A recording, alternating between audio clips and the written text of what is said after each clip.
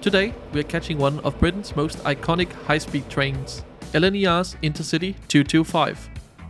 Once the flagship of the important East Coast Main Line, used on the most prestigious services between London and Scotland, these trains have now mostly been replaced by the much newer Hitachi Class 800. With just 8 of these iconic sets remaining in service, their days are numbered, and their replacement is already under construction. So join me for a ride in first class on this magnificent train as we travel from London up to Leeds.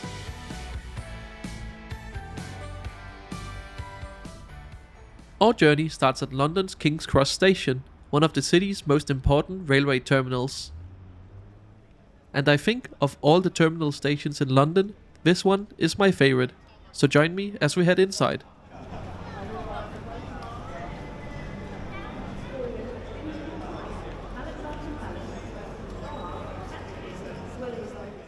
This new concourse was opened as part of a large overhaul of the station in 2012, and I personally think this is one of the greatest examples of how you can blend modern design elements while still respecting the design of the old and historic station building. And it provided some much needed additional space for passengers as well as more retail outlets. Inside the original 1852 station building, you'll find the LNER First Class Lounge. Access is via any valid first class ticket for an LNER service departing within 2 hours. A few self-service hot and cold drinks are available, as well as some smaller snacks and crisps, but nothing more substantial. The lounge was quite busy, but I managed to find a quiet corner with some charging points,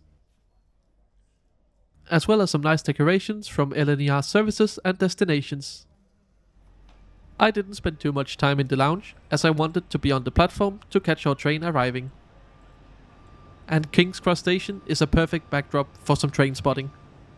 The station is mostly served by LNER's new Azuma trains. But the East Coast Main Line is one of the most competitive railways in the United Kingdom, with other operators like Grand Central and Hull Trains also fighting for passengers.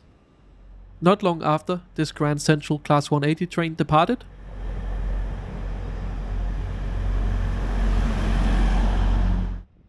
our Intercity 225 set appeared from the Copenhagen tunnels just beyond the station. These trains feature a striking retro livery, blending elements both of the current LNER brand as well as the original Intercity livery from when they entered service in 1989. And this is definitely one of the most stylish trains currently running in the United Kingdom.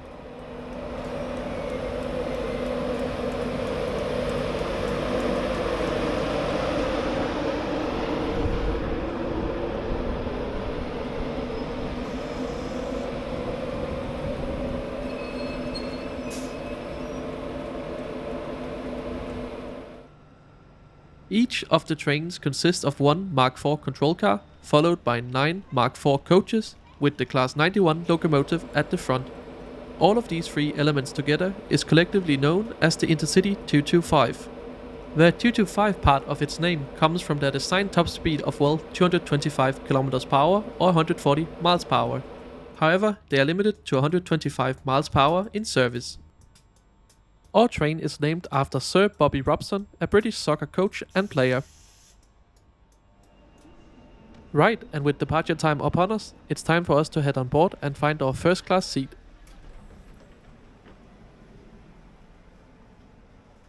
By the time I made my seat reservation, there were only solo seats around a shared table left available. But from previous travels, I know these are really comfortable.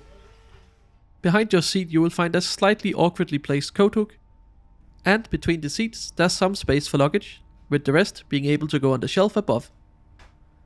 Seat reservations are indicated by the screens next to the seat. Our service today is expected to be really busy. So before departure I went to have a look at the seating in standard class. This comes in an expected 2+2 layout, mostly airline style seating, and these seats are also perfectly comfortable for the journey up to Leeds. Passengers travelling in first class is offered complimentary food and drinks served at their seats, but for passengers in standard an onboard shop is available.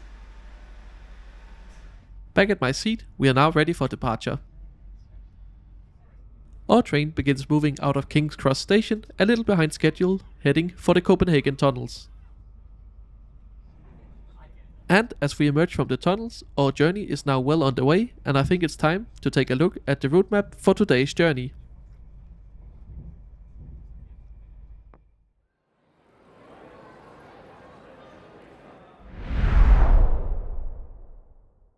Our 1403 service to Leeds leaves King's Cross, making only stops at Peterborough, Doncaster, Wakefield Westgate before arriving into Leeds.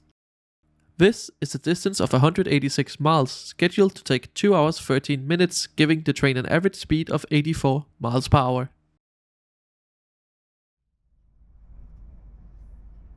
On our way out of London, we pass by the large Emirates Stadium, which is home to the football club Arsenal. But more interestingly, we pass by the Hornsey and Bounce Green train depots, home to trains such as the Class 700 and LNER IC225. And with us now having reached our top speed of 125 miles per hour, I think it's time to have a look on what's on offer here in first class. I was traveling right before Christmas, so the special Christmas menu was on board. There were 5 options available on today's service. A good selection of hot drinks, soft drinks and alcohol is available too. And does LNER have their own branded beer? I had to get one of those when the drinks trolley came around.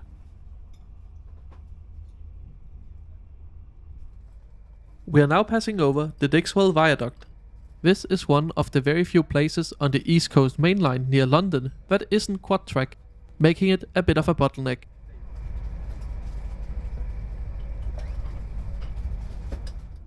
And just a few moments later, as we speed through Stevenage, the crew came around with the food trolley.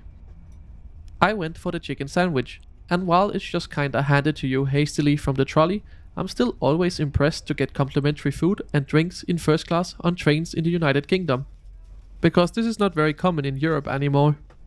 And while the sandwich was nothing to write home about, well, I guess apart from this video, the bread wasn't stale, the filling was actually quite tasty, so no complaints from me.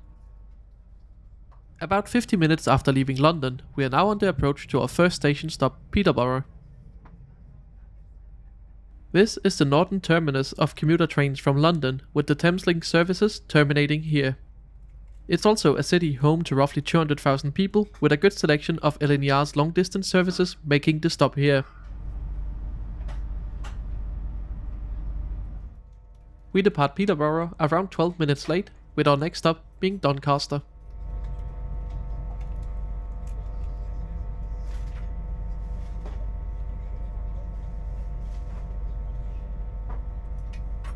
And once we got back up to speed, the drinks trolley came around again.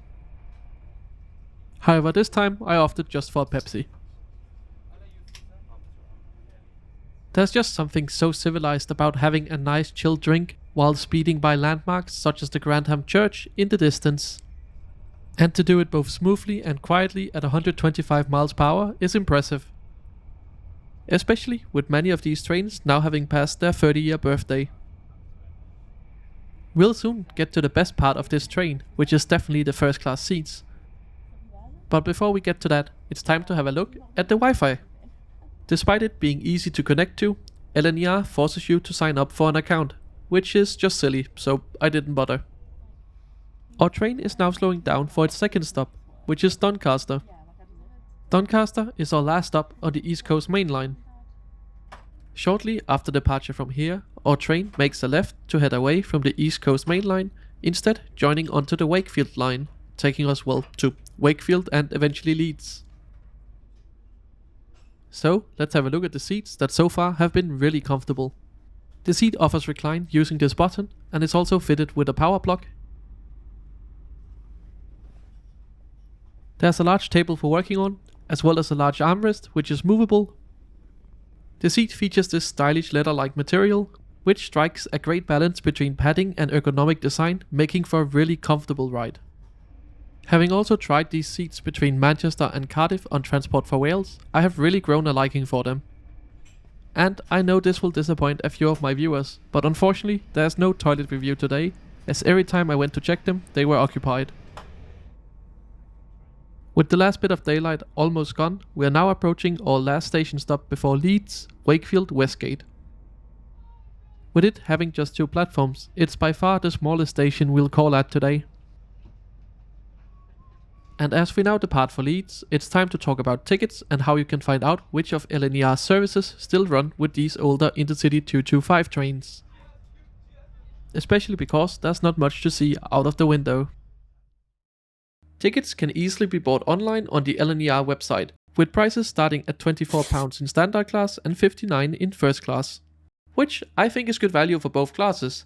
However, if you don't manage to grab one of these cheap tickets, the prices can get really crazy. To find out which services runs with the IC225 sets, you can check the diagrams on the 225 group's website. The diagrams show which departures are planned to use the IC225 trains. However, this can change at short notice, so make sure to check something like real-time trains on the day to see what's actually running. And as we are now approaching Leeds, it's time for me to sum up my thoughts. I think these are fantastic trains, and thanks to regular refurbishments and maintenance, these trains have been kept in excellent condition and I have really enjoyed my time on board. However, their final days are numbered, with LNER having ordered 10 Class 897 tri-mode trains from CAF. These are set to be delivered and replace the IC225 sets around 2027. We arrive into Leeds Station at 16:24, running about 10 minutes behind schedule. Have you ever travelled with the Intercity 225 or would you like to in the future? Let me know down in the comments below. Thank you so much for joining me on this trip. If you want to see more videos like this, make sure you are subscribed to the channel as I try to post a new one every Sunday. You can also follow me over on Blue Sky at intercitysimon.com. I usually post live from my travels over there, so it's a great place to get a sneak peek at what videos might be coming on the channel in the future. Thanks for watching.